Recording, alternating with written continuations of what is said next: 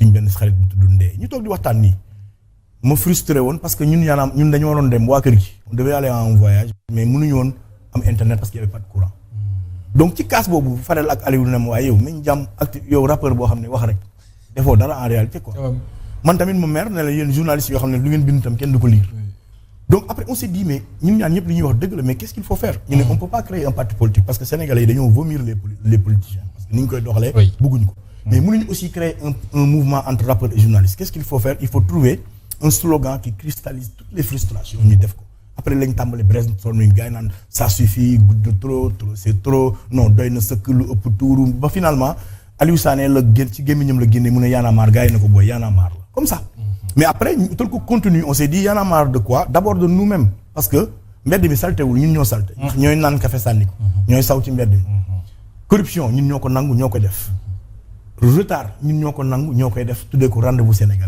jikko yooyu dañ ko war a soppi civisme bi dañ ko war a indi suñu jikko suñ ko changé suñu comportement réew mi mën na jëm kanam mais aussi on se rappelle mouvement bi defoon ci ay sport di sensibiliser vraiment c'était hyper important après aussi ñu ne mais nag on a en face des hommes politiques yoo xam ne dañ leen jox ay responsabilités on se doit de leur demander des comptes donc chemin faisant loolu la après tu as vu Das Fanaanal notre implication par rapport à tout ça donc loolu moom moo sosoon Y'en a marre c'était spontanéité naturelle mais moo jur loolu ba heure bi quoi. C'est important alors l'actualité aussi est dominée par ce qu'on appelle dialogue bi le président woote le dialogue national sur le système politique au moment où yenn ci ay partis politiques ne du ñu dem ñenn ñi décider dinañ dem on a vu la présence également du mouvement Y'en a marre pourquoi ce choix ak lu tax ngeen bëggoon participer ci boobu le dialogue. D'abord il faut préciser que c'est la première fois que ñu jot invitation à un dialogue. musuñu woon invité à un dialogue. C'est bon à préciser alors. C'est la première fois. mais dialogue bi particulièrement lu tax ñun ñu dem ci. c'est parce que Sénégal dañu baaxoo woon di def ay dialogue de sortie de crise mu bëri ay tappale ci biir dialogue yooyu parce que da nga doon gis ay deal mais bii par contre c'était un dialogue de prévention de crise donc ñaari bokk ñu jàpp ne aussi nguur gi egsi la le système politique jural nañu ay jafe-jafe am nañ ci luñ ci xalaat. Si on nous donne l'opportunité d'aller le dire à qui de droit, on ne va pas faire la politique de la chaise vide. Oui. Maintenant, on respecte la décision de certains opposants qui ont décidé de ne pas y aller. Parce que loolu mooy opposition. Quand on s'oppose, on prend des décisions fortes à des moments. Je respecte toutes les décisions de tout un chacun qui aura décidé de ne pas y aller. Mais ñun, notre motivation, c'était que cette fois-ci, dañuy waxtaanee réew mi boole nañ ñu ci surtout que dañu yónnee les TDR. un mois avant les références oui. un mois avant la ñu ko yónnee nañu yokk leen ci seen ay poñ. defoon ngeen ci input. def nañ ci ay input te yàlla tax na yàlla moo ma tax di wax gis naa ci suñu ay input ci biir donc notre voix a été entendue en tout cas ci TDR yi. donc loolu moom moo motivé suñu dem ci biir dialogue bi. maintenant boo bëggee après bu ñuy dugg si biir dialogue peut-être mën nañ ci waxtaan mais. loolu moo motivé la participation de Y'en a marre à ce dialogue dañu jàpp ne c'était un dialogue sincère ci la démarche.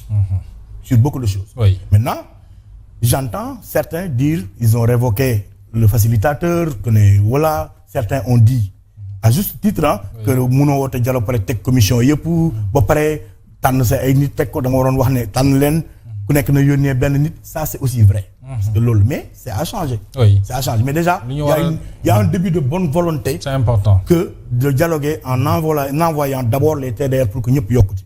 Maintenant nag le dialogue en réalité il y a des couacs. D'abord soo tegee dialogue bi nga dindi date bi taf ci benn këyit amul différence à l'ouverture ak les dialogues de Macky Sall. C'est les mêmes têtes. On voit la même chose oui. Les mêmes vieillards. Les mêmes vieillards ñoo wax. ñoo xamante ne nii. Ah ils ont été conviés comme yow. Oui mais c'est pas pour leur donner la parole tu les convies pour la symbolique. Mais tu donnes la parole aux jeunes tu es jeune. Tu as en face de toi des jeunes tu donnes la parole à ces jeunes parce que ñoo lay wax. fii métti ci réew mi. mais pas des vieillards yu toog di ragg di layam yi non. parce que dialogue yooyu moo fi daan am. donc il y avait cette fausse note à l'ouverture te wax nañ ko fa ne ça c'est une fausse note. oui oui.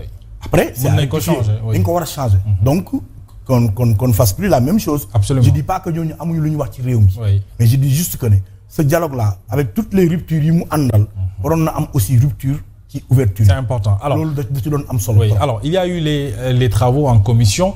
Alors le mouvement Y'en a marre bokk wala Thiat bokk évidemment ñu ngi xaar cëppaandaw la lay joxe lan ngeen di xaar concrètement ci dialogue bi nga xam ne clôturé nañu ko. mais d'abord avant ñuy xaar loolu ci biir waxtaan yi. waaw waxtaan yi. man commission bi ma Y'en a marre yabaloon ma bokk ci muy commission démocratie liberté. mais mu méngoog seen i xeex aussi. mu méngoo suñuy xeex y avait pas de dialogue foofu. Ah oui? Ouais, il y avait pas de dialogue. D'ailleurs, ils ont sorti un chiffre pour dire que 26% la ñu déggoo. Bof, 2 points la ñu déggoo sur 15. Sur 15 points, 2 points kese. ñaari points la ñu déggoo. mooy que le président dootul. Sur une commission aussi importante. Oui, mooy président dootul cumuler ci mandat wu président bi ak secrétaire général wu parti.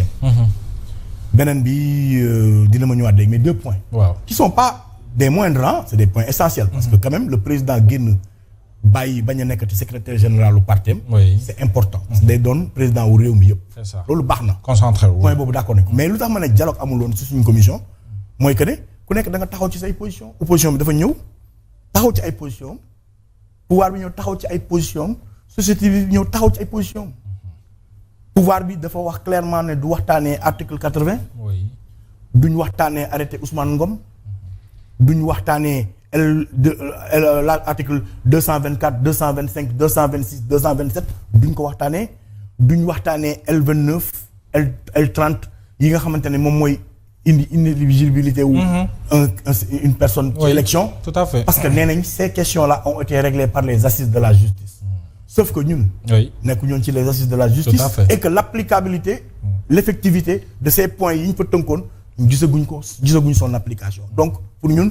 Ça c'était quand même une fausse note ci dialogue. Il a fallu que le dernier jour parce que 4 jours dafa tuuti ci dialogue boobu surtout sur des thématiques aussi importantes. Pour man on aurait pu avoir beaucoup plus de temps. On aurait pu avoir beaucoup plus de temps pour gën a wax.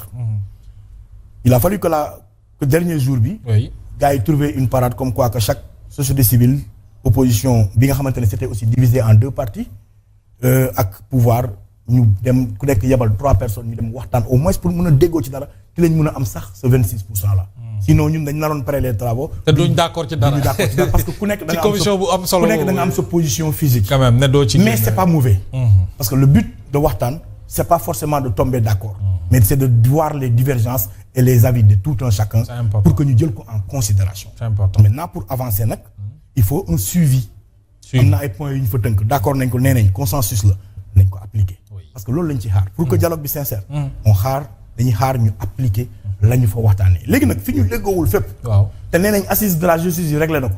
kon nañu gaaw ñu appliquer ko parce que ñun en personne. loolu moo tax ñu dem ci dialogue pour que tey ma mën a taxaw ne leen yéen a waxoon.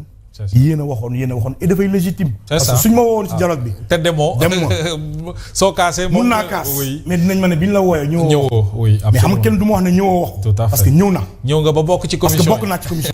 léegi nag je suis en droit à 150% de réclamer l'applicabilité ñu appliquer li ñu waxtaanee ci dialogue. c'est important loolu moo tax suñu tànk. alors Thiat depuis la création du mouvement Y'en a marre nga xam ne sunu kanam la ñu ko créé on a suivi évolution bu mu def yëpp ce mouvement quand même a toujours défendu ce qu'on appelle la question des libertés au Sénégal daanaka booy xool